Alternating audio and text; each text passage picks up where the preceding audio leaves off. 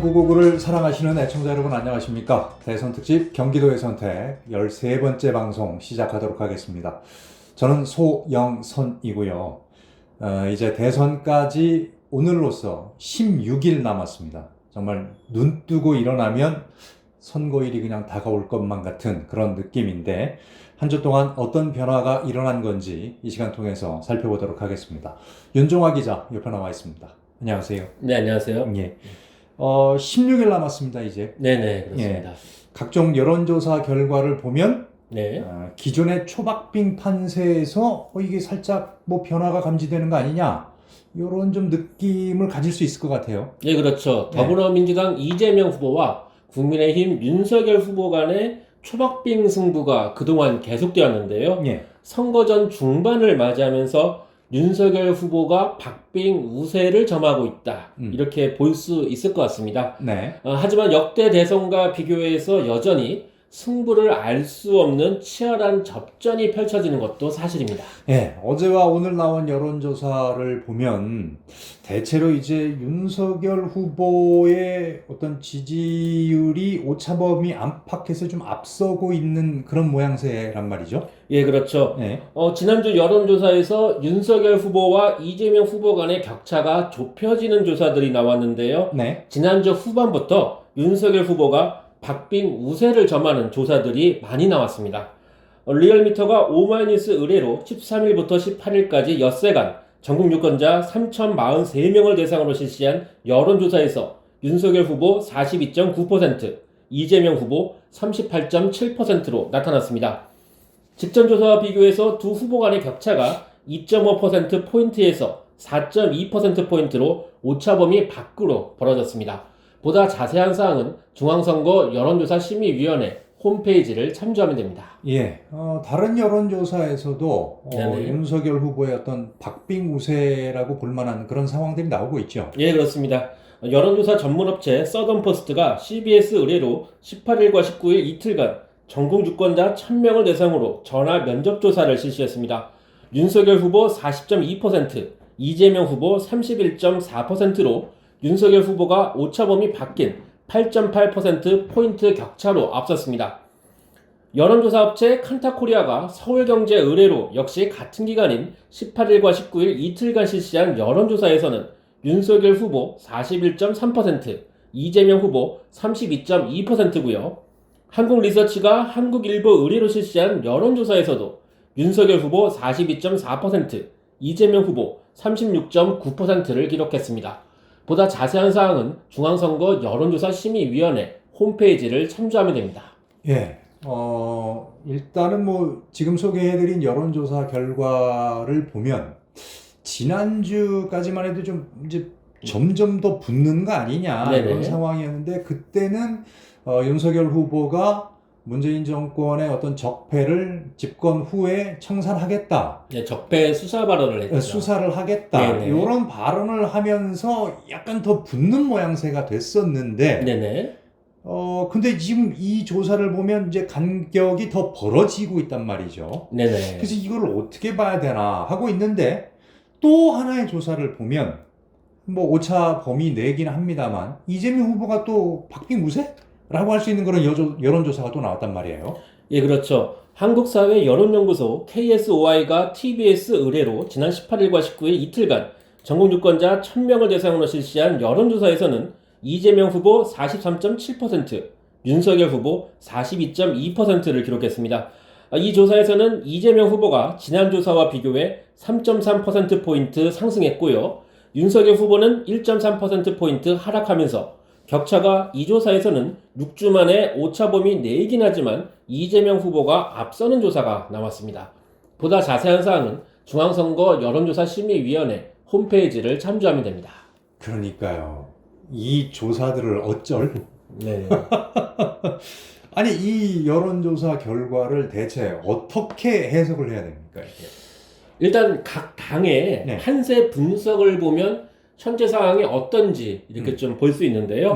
국민의힘 윤석열 후보의 경우에는 방심하면 안 된다. 이런 메시지들을 많이 내고 있습니다. 일단 좀 앞서고 있다 이렇게 보는 거네요. 예, 아무래도 당 자체적으로 판세를 분석할 때 대체적인 여론조사 결과처럼 박빙 우세를 점하고 있다. 이렇게 보고 있고요. 예. 더불어민주당 이재명 후보의 경우에는 초박빙 판세다. 이렇게 말하고 있습니다. 현재는 박빙 열세 국면이지만 충분히 역전이 가능한 판세다. 이렇게 바라보는 것으로 분석됩니다. 모르겠습니다. 하여튼 그 지난주, 그러니까 한 주 간격으로 지금 조사를 하고 있는데 변동이 있다라고 하고 그때 이슈가 뭐였을까라고 보면 적폐 수사 발언 그리고 안철수 후보가 단일화 이런 조건으로 받아라 여론조사로만 네네. 하는 걸로 받아라 아니면 말고 던졌었을 때 네네. 그 상황에서 지금 이런 차이가 나왔단 말이에요. 네, 그렇죠. 요거를 이제 그렇게 그런 일이 있어서 이렇게 좀 지지율이 변동이 생긴 건가라고 생각을 좀 할 수 있을 것 같은데 좀 더 구체적으로 하여튼 살펴보도록 하겠습니다. 자, 변수가 무엇이 남아 있을까? 저희들은 꾸준히 첫 시간부터 2030의 표심이 중요하다. 그리고 또 경기 지역, 뭐 조금 더 넓게 가자면 인천 경기 지역, 요 지역의 표심이 중요하다. 이렇게 우리가 이 부분을 좀 부각하고 있지 않습니까? 네, 그렇습니다. 네. 우선 2030 표심부터 볼 텐데요. 예. 이 남자를 중심으로 해서 정권 교체 여론이 높습니다.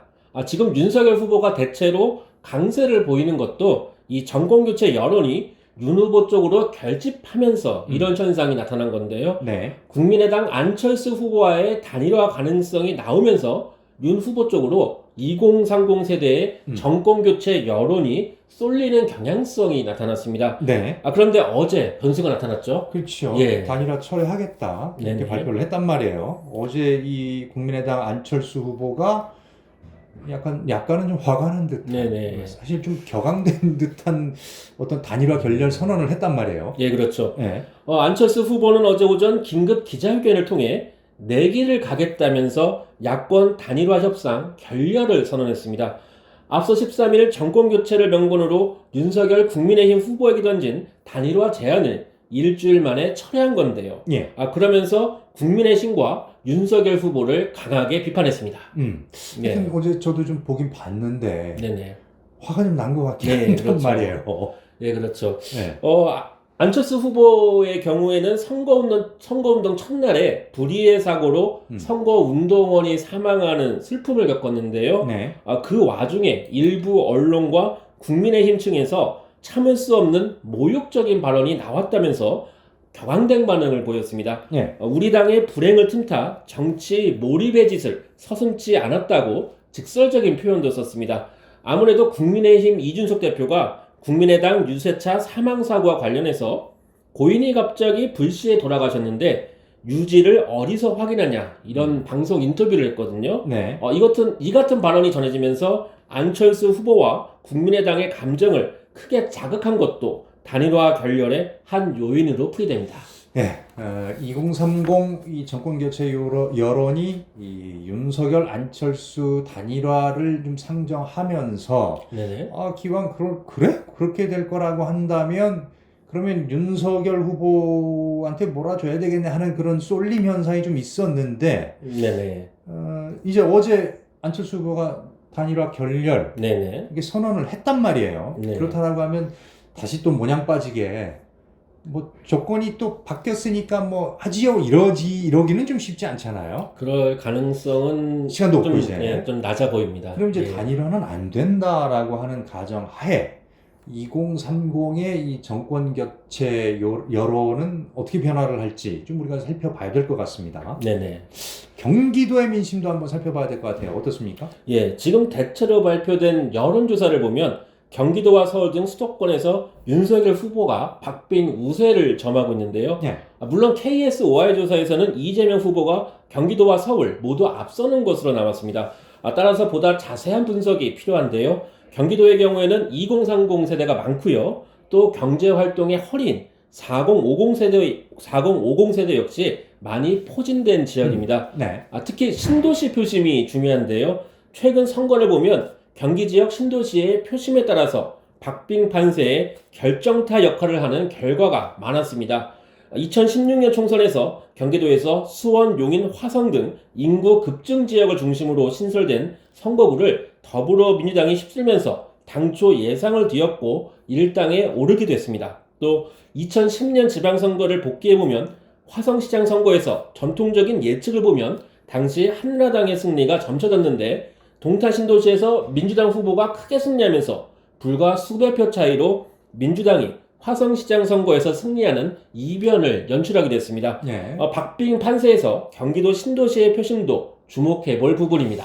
그러니까 최근에 이제 인구 통계를 봐도 네. 서울에서 경기도로 이동한 인구가 많잖아요. 예, 그렇습니다. 서울 인구는 줄고 경기도 인구가 오히려 늘어났단 말이죠. 아무래도 이제 치솟는 그 서울 집값 때문에 경기도로 이사한 인구들이 좀 많다. 이렇게 봐야 할 것 같은데 뭐 어떻게 보세요? 예, 이제 데이터로 한번 볼 텐데요. 네. 통계청 자료에 따르면 지난 1년간 서울을 떠난 사람은 15만 9천여 명입니다. 전국에서 가장 많이 인구가 감소했는데요. 아무래도 천정부지로 치솟는 집값 요인이 크게 작용한 것으로 풀이됩니다. 네. 같은 기간 경기도는 인구가 13만 8천 명이 증가했습니다. 네. 통계 수치로 봐도 서울 네네. 빠져나간 인구가 거의 경기도로 네네. 갔다. 네. 이렇게 볼 수가 있을 것 같아요. 예, 그렇습니다. 경기도의 유권자 수가 서울보다 300만 명이 많고 경기도가 1,300만 명이 넘는 인구를 가진 최대 광역 지자체가 된 것. 어떻게 보면 서울살이가 팍팍해서 그런 것도 있거든요. 예. 그렇기 때문에 경기도 신도시 지역은 부동산 문제에 민감할 수밖에 없습니다. 과연 이들 신도시의 민심이 또 어떻게 흘러갈지도 선거 막판 변수가 될 것으로 보입니다. 예. 앞으로 이제 일주일의 판세가 대선 승부를 결정하지 않을까 싶은데, 근데 모르겠어요. 이번 대통령 선거는 정말 네. 끝까지 가봐야 되지 않을까 싶은데, 우리 시청자 여러분은 어떻게 지금 이 판세를 보고 계시는지 모르겠습니다. 한 주간의 흐름 자세히 좀 살펴보고, 다음 이 시간에는 또 어떤 변화들이 있었습니다 하고 말씀드리도록 하겠습니다. 새로운 999 대선 특집 경기도의 선택 13회 방송은 여기서 마치도록 하겠습니다. 다음 시간에 또 뵙죠. 윤종화 기자 수고했습니다. 네, 감사합니다.